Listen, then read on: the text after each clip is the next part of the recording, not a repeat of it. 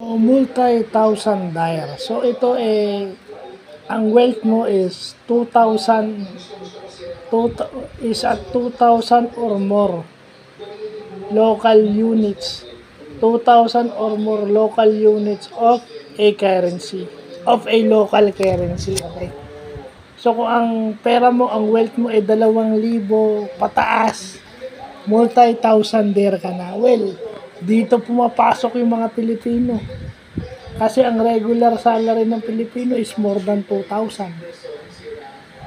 More than 2,000 siguro. Mga 4,000, mga 8,000. Ano yun? Multi-thousand-dollar. Multi-thousand-dollar. Kumbaga kung gusto mong asari, kung gusto mong matawa na lang sa sweldo mo, parang gusto mo man lang matuwa ng konti, humor English again, so multi-thousand-dollar ang itatawag mo rito.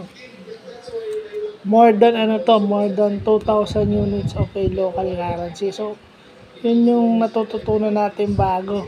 May mga ganong term pala. May mga ganong term pala na, eto kasi, etong multi-thousand-dollar, twice. So, ibig sabihin, 2,000 pataas. Karamihan ng NOIP, dito papasok.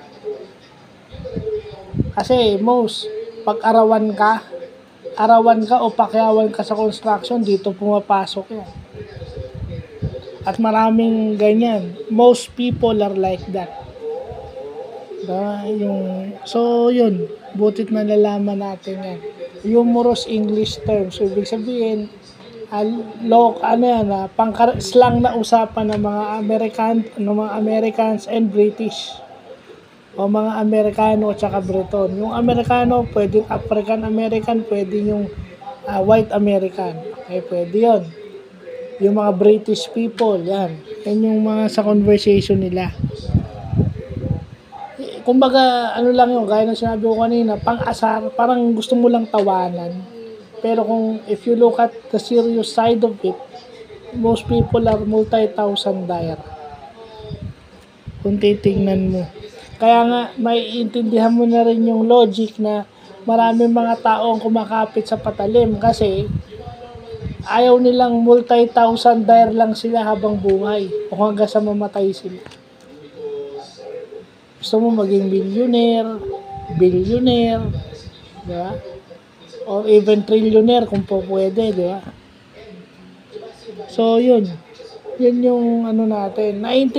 Once you know this term, maiintindihan mo na kung bakit maraming tao ang kapit sa patalim when you know this term. At kung bakit maraming tao nagsusumikap at magmumukhang pera dahil diyan. So, yun lang po.